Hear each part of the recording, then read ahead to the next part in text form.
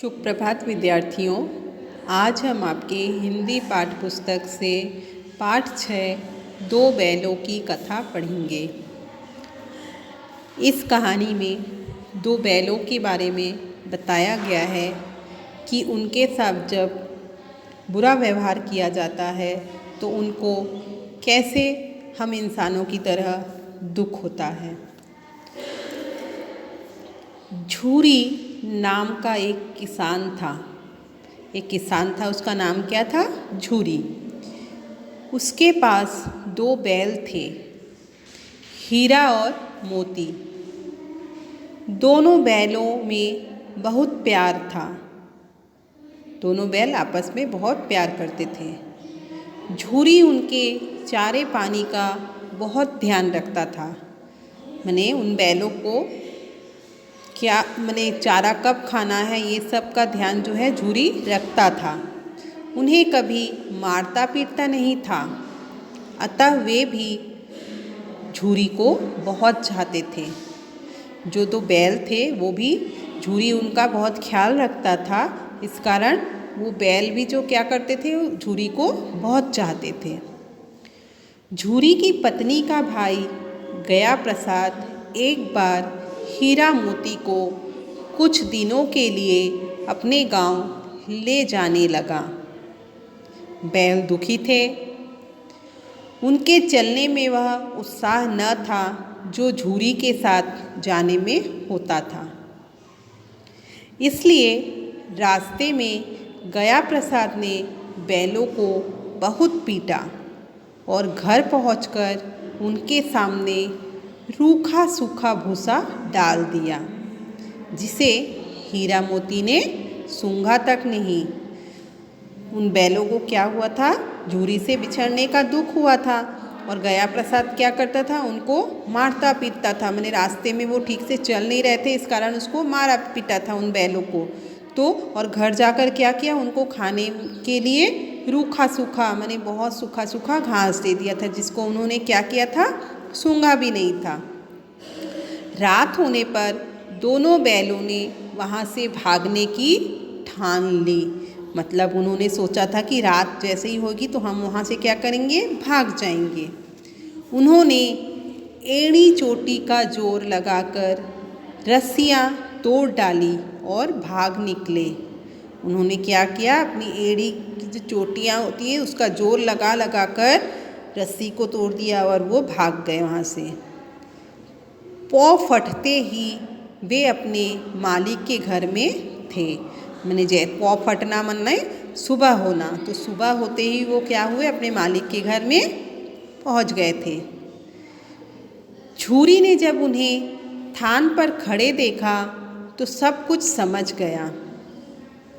वह प्यार से बैलों के शरीर को सहलाने लगा, परंतु झूरी की पत्नी उन्हें देखकर जल भुन गई। मैंने उसको बहुत गुस्सा आया उन पर। उसने उनके सामने रूखा सूखा भूसा डाल दिया, परंतु वे खुश होकर उसे ही खाने लगे। जो झूरी की पत्नी थी वो गुस्से में क्या की? उसने भी रूखा सूखा उसको घास डाला, लेकिन वो बैल क्या हुए? उसको भी खुश होकर खाए उन्होंने। अगले दिन गया प्रसाद फिर आया और किसी तरह उन्हें अपने घर ले गया। अब गया प्रसाद ने उनसे बड़ा कठिन काम लेना शुरू किया। वह उन्हें दिन भर हल में जोतता और मारता पीटता। शाम को घर लाकर मोटे मोटे रस्सों में बांधकर उन्हें रूखा सूखा भूसा देता। वे लाचार निगाहों से एक दूसरे को देखते रहते।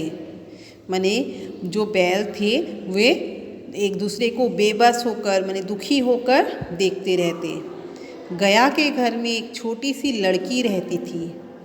वह बैलों की दुर्दशा देखती तो उसे बहुत बुरा लगता। दुर्दशा मतलब जो बुरी दशा, माने बैलों की बुरी हालत को देखकर उस लड़की को भी बुरा लगता। वह रात को चुपके से उन्हें रोटी खिलाती थी। दोनों बैल उसका प्यार देखकर अपनी मार और अपमान भूल जाते थे। माने वो लड़की उस बैलों को इतना प्यार करती थी कि उनको जो दिन में जो मार पड़ती थी गया प्रसाद से वो भूल जाते थे। एक दिन मोटी रस्सी तोड़ने की कोशिश कर रहा था।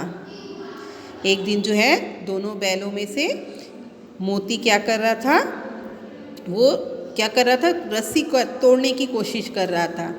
इतने में वह लड़की आई और उसने दोनों बैलों को खोल दिया। दोनों वहाँ से भाग निकले। अब हीरा मोती आज़ाद थे, माने स्वतंत्र हो गए थे। रास्ते में उन्हें एक सांड मिला। उसका सामना करने के अलावा उनके पास कोई चारा नहीं था। चारा मतलब उपाय नहीं था। उन्होंने साहस से काम लिया, उन्होंने हिम्मत से काम लिया। सांड ने हीरा पर सामने से वार किया तो मोती ने उस पर पीछे से सींगों से हमला किया। सांड घबरा गया क्योंकि यहाँ पर तो दो थे। दोनों ने मिलकर सांड को भगा दिया।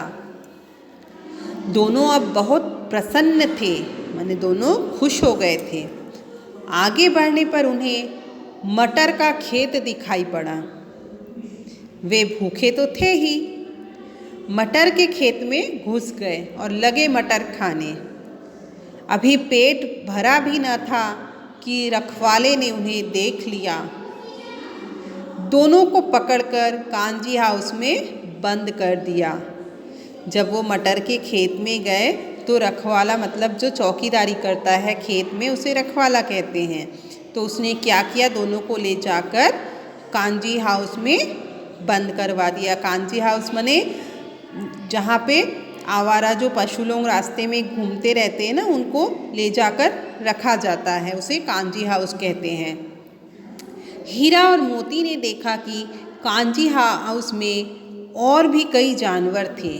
भैंस, घोड़े, घोड़ियाँ, बकरियाँ, गधे आदि। सब के सब कमज़ोर और दुबले पतले। वहाँ न चारे का प्रबंध था न पानी का प्रबंध, मतलब इंतज़ाम। वहाँ पे चारे का माने उनके खाने पीने का कोई इंतज़ाम न था और न ही पानी का। वे दोनों बहुत पछताए कि यहाँ कहाँ आ फंसे। रात होने पर मोती ने हीरा से कहा कि अगर दीवार तोड़ दी जाए तो हम इस जेल से बाहर निकल जा सकता है। उसने सींगों से दीवार गिराने का प्रयास किया। जल्दी ही थोड़ी सी दीवार गिर गई तो उनका उत्साह बढ़ा। अब उसने और ज़ोर से चोटें मारनी शुरू की। दीवार में रास्ता बनते ही पहले घोड़ियाँ भागी, फिर भैंसें और बकरियाँ। मोती ने गधों को भी सींग मार मार कर भगा दिया। उसने हीरा से भी भाग चलने को कहा, परंतु हीरा ने मना कर दिया। सुबह होने पर कांजी हाउस वालों ने देखा कि पूरी इमारत खाली है। उन्होंने हीरा और मोती को नीलाम कर दिया, माने बिक्री कर देते हैं, जिसमें कोई व्यक्ति जो है किसी चीज़ को दाम देकर खरीदता है, ठीक है, उसे नीलामी कहते हैं। नीलामी में सबसे ऊंची बोली बोलकर एक व्यापारी ने उन्हें खरीद लिया। फिर वह दोनों को हाँकता हुआ अपने गांव की ओर ले चला। मार खाते खाते, भूख सहते सहते हीरा मोती बहुत कमज़ोर हो गए थे। उनकी हड्डियां निकल आई थी। भूख प्यास से व्याकुल बैलों में कुछ भी दम बाकी नहीं था। व्याकुल माने बेचैन थे वे चुपचाप व्यापारी के साथ चलने लगे। रास्ता उन्हें कुछ जाना पहचाना सा लगा तो न जाने कहाँ से दम आ गया। वे दोनों तेजी से भागे, आगे आगे दोनों बैल, पीछे पीछे व्यापारी। परंतु जब तक वह उन्हें पकड़ता तब तक दोनों बैल अपने घर पहुंच चुके थे। झूरी को देखकर मानो वे खुशी से नाच उठे। झूरी भी उन्हें देखकर खुश हुआ था। वह उनसे लिपट गया। इतने में व्यापारी भी पीछे पीछे वहाँ आ पहुँचा और उन्हें मांगने लगा। मोती ने आव देखा ना ताव व्यापारी पर झपट पड़ा। व्यापारी जान बचाकर वहाँ से भागा। झूरी की पत्नी भी भीतर से दौड़ी दौड़ी आई। उसने दोनों बैलों के माथे चूम लिए। आशा करती हूँ आप लोगों को यह कहानी अच्छी लगी होगी। इस कहानी के लेखक कौन हैं? प्रेमचंद जी।